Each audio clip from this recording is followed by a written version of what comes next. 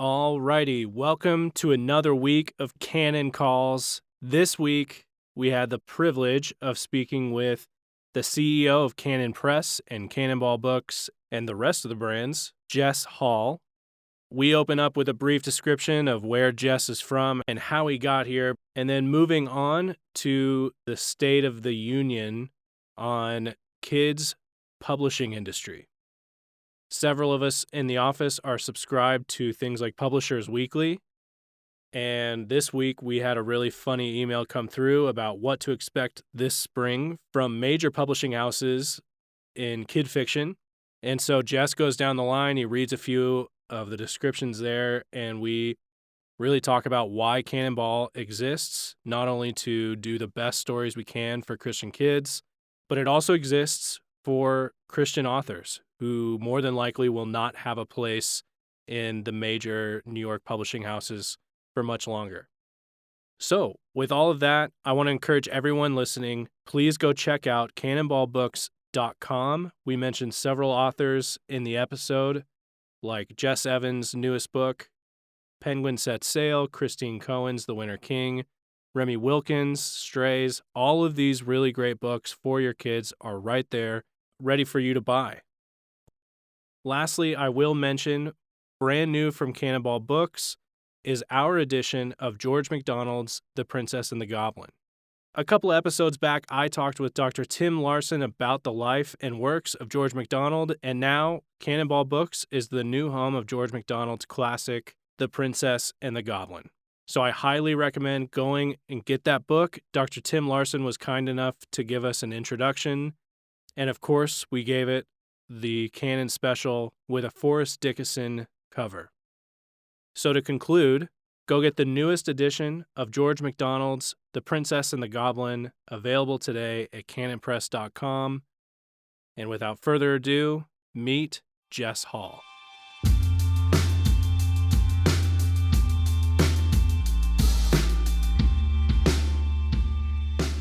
Alrighty, now welcoming on the CEO of Cannon Press, Jess Hall. Thank you for having me. Thanks for letting me have this podcast and signing my checks, etc. Real quick, I wanted to make sure folks knew who you were. So you've been at it. You've been in the saddle for more than a year. Yep, just over a year. Yeah, so briefly, where did you come from? Yeah, so I came in to Cannon Press as an intern, finishing up my master's in creative writing at Oxford. And coincidentally, Aaron Wrench, the previous CEO and owner of Cannon Press still, the chairman of the board, he had done the same program, and it was just coincidence. And it was, love at first sight, where I met Aaron Wrench, Nate Wilson, and they were doing exactly what I had in my heart to do and what I'd been trained to do, which is, I studied theology, I studied film in my undergrad, and I was doing creative writing and had a passion for education. And those are the things that Cannon Press does, is Logos Press, education, Cannon Press, theology, Christian living, and fiction, kids' Cannonball books, which we're going to talk about a little bit more. So it was just a perfect fit. And then I came here, I moved here from Tri-Cities, was where I was stationed while I was finishing up my degree. And now I'm in Moscow. You were doing work overseas. You were at Oxford, actually. For my theology degree. Okay. Yeah. And then the creative writing program is a distance. Yeah. So fly over there once. Okay. Was there an opportunity there that you wanted to stay, or how did you think about that? Did I want to stay in Oxford? Yeah. Even if you did the distance kind of degree, did you want to stay over there at all, or no? No, I didn't have any interest in staying in Oxford. After a year of being there and walking the streets, I think the charm is still there. Like, it's an amazing place with a lot of history. The Christian history is rich, and being, walking the same blocks as C.S. Lewis is always encouraging. Yeah. But there's also a culture there that's headed in the wrong direction, and I didn't want to be around it any more than I already was. So I was happy to leave, but I did want to finish up or do that program and, have the building blocks in order to go and do something like what I'm doing right now. So yeah, now you are CEO of Cannon Press. which also means several other brands that you mentioned, Logos Press, Cannonball Books. And in particular, one of the things that I wanted to have you in on was as we think about Cannonball Books, which is our kids' fiction brand, how are you thinking about Cannonball Books? And it wasn't too long after you got here that we even started it. So what do you have in mind as far as Cannonball Books when you think about the future? Yeah, funny enough, backstory is when I was doing my internship here at Canon, they had me read a first draft of Strays and give my thoughts as part of that, which became the first book on the Cannonball label. Right. Strays by Remy Wilkins. And so when I got here and actually worked on it editorially and we released it, that was the beginning. So my time here is the beginning of the Cannonball. And that was one of the projects I was most excited to come on and be a part of. And still I'm very excited to work on. You get here kind of at the origin of Cannonball Books, but as you look at it now, we have several titles underneath. So we have Remy's Strays, of course, C.R. Wiley's Pearl and Boy, new authors like Christine. So we're kind of gathering new authors. How do you as a CEO think about it as the brand now? Like what do you have in mind for the future? We have huge goals and we have a huge vision for it. The publishing world, especially children's fiction, is just so depraved. Like it needs the breath of God in it. Yeah. And that's the future, is making it a place where parents can turn to and they have food that will feed their children's soul, to have the right loyalties, to have the right affections. And so we just want a place that it's not a question of which title is going to be okay and having to go book by book, but actually an entire, imprint that is safe and good and also dangerous and scary at times. Sure. It's not all rainbows and unicorns. It's actually got teeth on it. It's going to imitate real life, but it's going to be done rightly so that the characters are going to be, the good is going to be viewed as good and the bad is going to be viewed as bad. And it's as simple as that, but just telling true stories that aren't pushing a progressive agenda. So usually in years that we're not being quarantined by our government officials, we are traveling to conferences. We've met a ton of people at great homeschool conventions, and we usually are traveling with Indy Wilson. And so he'll take up sort of like the center table. Like we kind of are the fiction. There are other authors there, but in terms of our booth, kind of the heartbeat is kids fiction. So you've gone several times. I'm curious, what do you think, even just with how you described what we're up to, when you talk to Christian parents, what are the big questions they have as far as books? And, when they come to our booth, what do you feel like is the most asked question? Which one's for girls? Funny enough, there's not a lot of fiction with a girl as the main star or the main protagonist. So that's a question, but not what you're getting at. So what people come and they're asking is, which one's safe? Which one's clean? Which one's, not scary? Because my kid is scared of scary things. Right. Which, I usually sit back and watch you and one of the other guys talk with customers, and your response will be, well, they should read something that scares them a little bit. They should be challenged to go to the next level to handle the dangers of the world, if appropriate for their age. And also, which one is Christian, right? Yeah, like, is this a Christian 100% book? And then it's like, it's true. Yeah, but it's not, the kid named Christian that goes on a journey. When you go to one of those events, you're dealing with kind of one side of the ditch as compared to the other. So those are, like, I feel like great homeschool conventions are usually going to have hyper vigilant moms. Right. Like, am I about to feed my kid like a bunch of terrible things? Yeah, the homeschool crowd is an amazing crowd, but there is a ditch that they fall into often, which is, overprotective of their children. They know that there's dangers out there, right? And they might go too far in protecting their kids from anything seemingly dangerous at all. So there's that side of the sort of kid fiction ditch, and then what we wanted to talk about today is like the other side of the ditch with kid fiction, where you are subscribed to Publisher Weekly, and you'll get emails about here's the upcoming fiction line for, the spring. And the books that come out of there, you start to understand like why moms are the way they are when we meet them at homeschool events. Right. I mean, there's definitely a need to ask the question of like, what is in this book? Right. And there's, you don't want to be on the other ditch where your kid goes to the library and they pick up whatever book is there and you think, oh, it's a middle grade book, so it can't be bad. Right. Stories are going to shape your loyalties and your affections and what you think is good and true. And so, yeah, I printed off a article that is from Publisher Weekly saying, here is what to look forward to in the spring of 2020 from the middle grade. And I just thought it was so relevant because it highlights what we're up against as far as Cannonball books and what we're trying to do. Yeah. So briefly, middle grade fiction. So middle grade fiction is, I think on the back of the books, it says 7 to 9, but it's really just the adventure stories. Yeah. And, if you're a 7th grade reading level, you can pick it up and have a good time. But obviously 5th graders and 4th graders read middle grade as well. And so do high school students and that's always a question 30-year-olds. Too. I feel like the question I'm answering at conferences is like, well, it is 7 to 9-ish or not 7 to 12-ish or whatever. But like, think the first couple Harry Potters are middle grade and adults read those all the time. Or, right. These are for, if they're good enough, they're for everybody. But clearly there's a specific age group. Yeah, they're targeted at 7 to 9-year-olds. Marketed to as the market. Got it. And that's usually the protagonists are 7 to 12, and the protagonist will be a 12-year-old turning 13. Yeah. So they have somebody to look up to.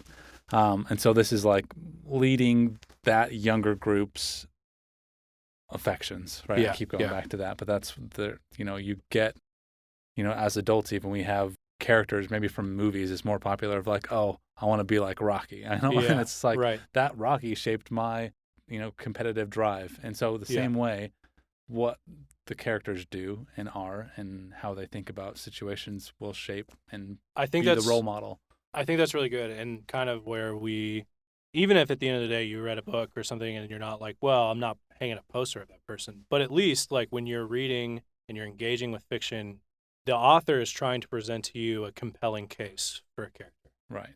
Like, don't you like, even if you're not like, well, I want to be just like him, you at least think like, that is good. It's somebody we're spending time with. Yeah, right? Exactly. And so you are the equivalent of the top 5 people you spend the most time with. And if your kids are spending time with these characters, totally, that could be really change who they are. Totally. So jump in with some of the. So I'll just read right down the list of like the things that are featured in this article, just for you to get an idea of what's out there and what, if your kids are in public school, like what is coming to their library at their school and what their peers are going to be reading, even if they're not in public school. This is what is out there. This is what's on the market and what's being highlighted by the big publishers. So first one is Because of That Crow by Beverly Brenna. PTSD makes it difficult for Harris to deal with the death of his parents 3 years after the accident, but a 5th grade science fair assignment and the appearance of a mysterious crow leads Harris to discover how he might cope with his past. So, middle school kid dealing with PTSD of the death of his parents. Right. Not inherently bad, but you know where it's going. And you'll get more of an idea of where that's probably headed with some context of the other books that are coming out. Yeah, go ahead. So, The Best at It by Malik Pechoni. A gay Indian American boy who is figuring out his identity and coping with OCD as he enters 7th grade in a small Indiana town. It's all about intersectionality, right? Like how many intersections can this kid lean on? And he's gay and he's an Indian American, so he's been oppressed. And he's figuring out his identity while he also deals with OCD. So like how many... The author has really stacked the deck here. Yes. Yeah. And that's the person they're going to be spending time with is the OCD gay American Indian kid. The Brave by James Bird. According to Liz Sesbala, associate publisher of Fuller and Friends and editor of this book, in James Bird debut, Own Voices, middle grade novel, the main character possesses words spoken to him by counting each letter and then stating the total before he responds to the speaker.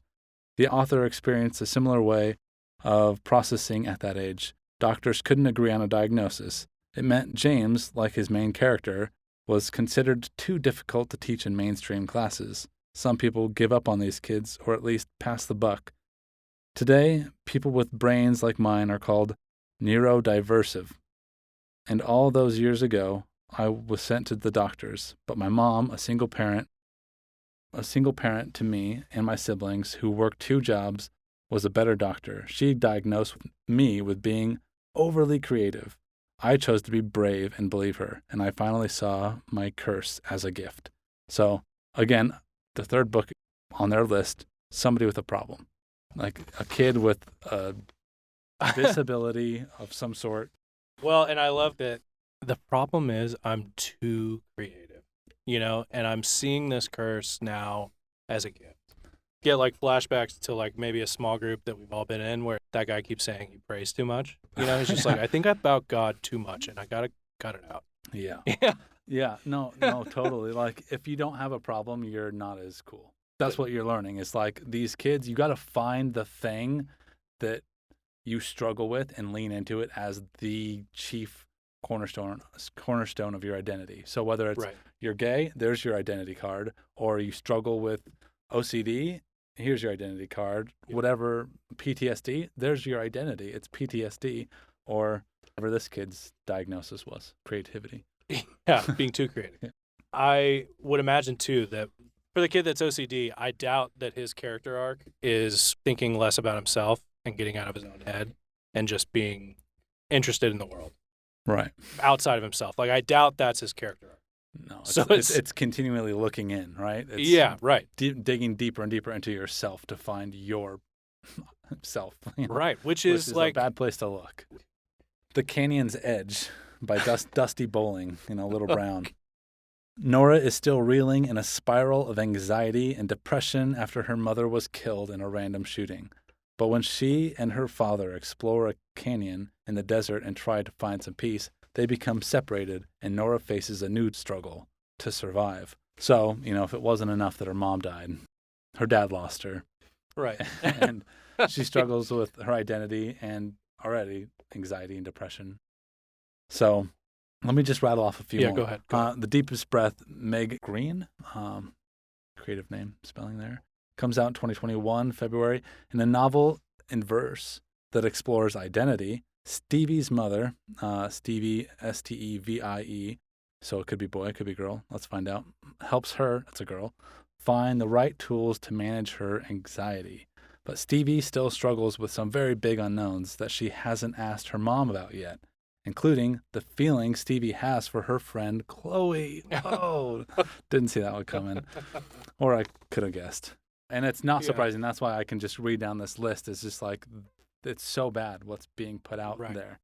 Next one, 5 things about Ava Andrews. Already, it's about Ava Andrews. Ava Andrews. She's a shy 11-year-old, and she's determined to manage her anxiety by joining an improv group at school, and soon discovers her activist voice.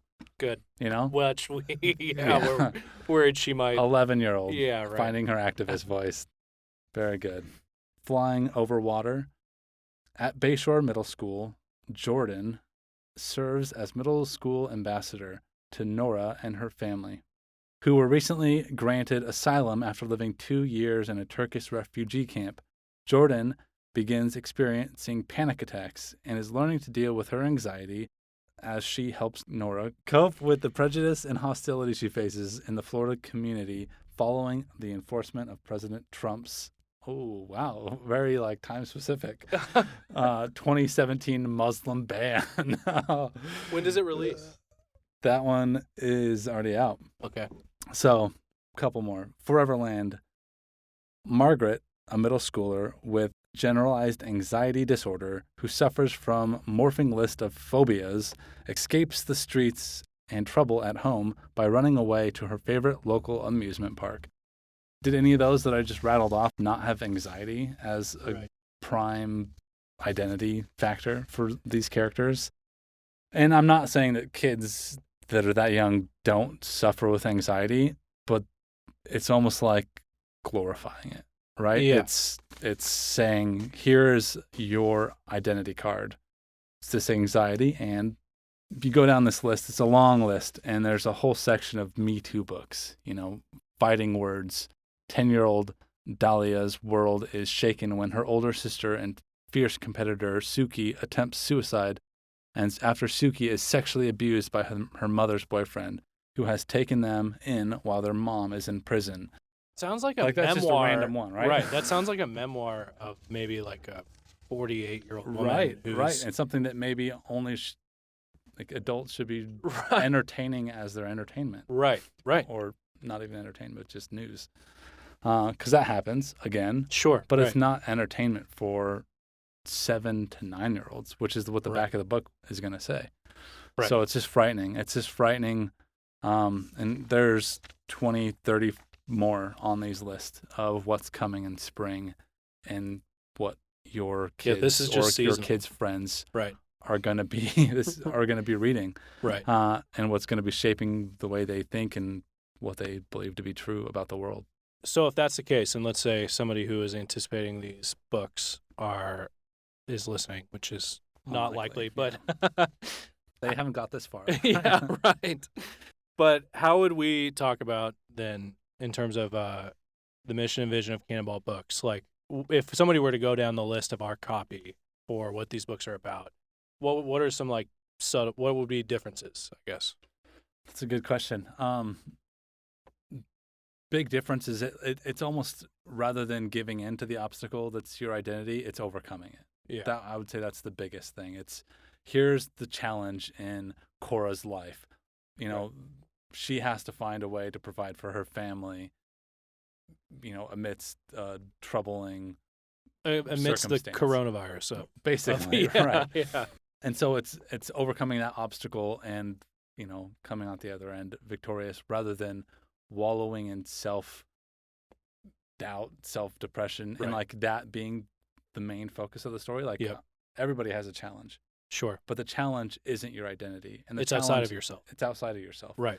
And it shouldn't be taken on as, your card. And, one thing, this comes from setting a good diet for your kid in terms of literature and movies and everything else. But like you would want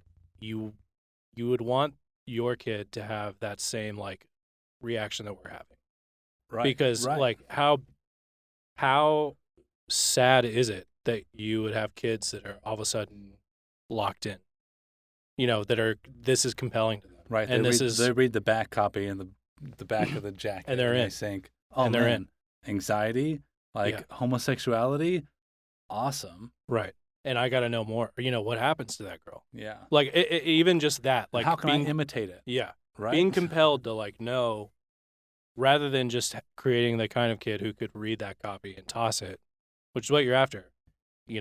It's super sad that this is a reality that, they could be compelled by this. Right. I mean, and they will. Like, they don't have the, even just thinking classical, the structure of, the development of a young adult, a young child, is that they just absorb the information and they don't quite understand it. They don't have they're not even at the logic stage to be reading middle grade necessarily, maybe at the upper end, but they're not piecing it together and forming a worldview that they're totally conscious of. They're just believing what you're telling them.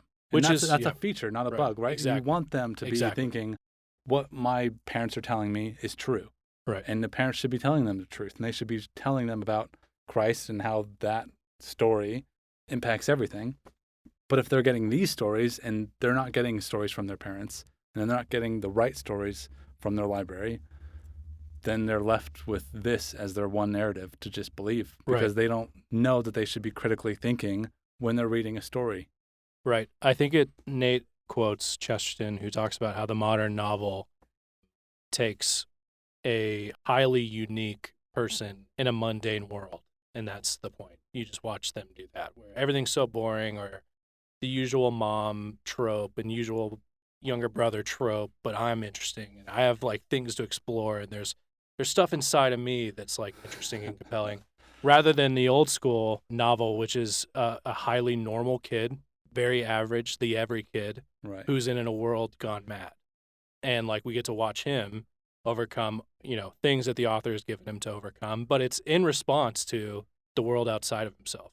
Right. Where like if Frodo were to sit down and reflect, the things going on inside of me, it's just like, well, you don't have time, dude, because you're running from orcs. Yeah, that's right. It's right. like, you got bigger fish to fry. Exactly. And you want a kid who thinks that way, or, that wouldn't stop by the way headed to Mount Doom because they're having a panic attack. That's right. You know what I mean? Like how uncompelling if you put any of the characters we've talked about in Narnia or in Lord of the Rings. Yeah. And it's like all of a sudden you just got used to scrubs whose parents never gave them the right stories. They just gave up. Who walks into a dragon's den and doesn't know that's what it is. And it's just, well, I'm going to take the gold. Yeah. To go back, they should be imitating. Like kids will imitate what they're watching. And to talk about Rocky again, like I never as a kid watched Rocky and didn't like jump on the floor and start doing push-ups. Right? When that montage starts happening, right. like you want to be like him. You're want compelled. to go do the thing that makes him heroic and overcome that next giant competitor that he has. Right. And what is the equivalent to push-ups of these stories? Like, what are the kids going to do to imitate these heroes? Yeah. And it's complain. Right. And it's wallow. And it's to look inward and be suicidal and be anxious. That's not good. The stakes are high for parents in terms of what you offer them. And so what do they offer them? And that's what we're trying to answer with Cannonball. So for Cannonball Books, obviously we have built sort of a stalwart, outpost against this kind of stuff. And ultimately a place where I imagine, as you were saying earlier, the kind of, if people who are Christians who are great writers and have great stories to tell, no matter their color, I imagine at this point, it doesn't really matter. If your story isn't hitting key components, they're not going to take you. They're not going to publish you. We know an author who is publishing in New York, and as the manuscript is being edited, it's being edited to include their agenda. Right. And if it doesn't get edited that way, they come up against a wall. Right. And how much stronger and stronger is that wall becoming till eventually you just can't tell good stories anymore. And so we're that place that authors can turn to if that faucet gets turned off completely. And even if people don't want to make that compromise, or if they're trying to get into the industry, no matter what their skin color is, we'll welcome you at Cannonball Books. Yeah. Find us on all social medias. We're pretty much everywhere. Cannonball Books, cannonballbooks.com. You can send in manuscripts, Brian at cannonpress.com. Brian with an I. Yeah, we're here to help people tell good stories. So we just published Jess Evans, who did a wordless picture book, Penguin Set Sail. We've mentioned Christine Cohen's name a few times. She wrote a killer book called The Winter King. Tim Chester's Dragons and Dragon Slayers, which is a fantastic, nonfiction middle grade book that just tells the true story. Absolutely fascinating book. Let me highlight. There's a quote from N.D. Wilson from his book Death by Living that really is at the heart of what we're doing with Cannonball, and I'll just read it. For years, all we do is feed. We don't control what our parents feed us for dinner. We don't control what they read to us or don't read to us, or what they let us watch. We are like jars of wet clay, and we are loaded full with every kind of tale, films, books, TV shows, stories from friends, parents, and grandparents. And as we dry, we take shape. We take shape of what has been dumped inside of us. And when we begin to make our own choices, when we become an active character in our own narratives, all of that soul food is behind us, which we might not even remember, the stories that were there and groomed us and molded us while we were still unfired clay. Even as adults, stories groom instincts, and instincts control loyalties, and loyalties shape choices. But growth is harder for adults. And then we move beyond just making our own choices.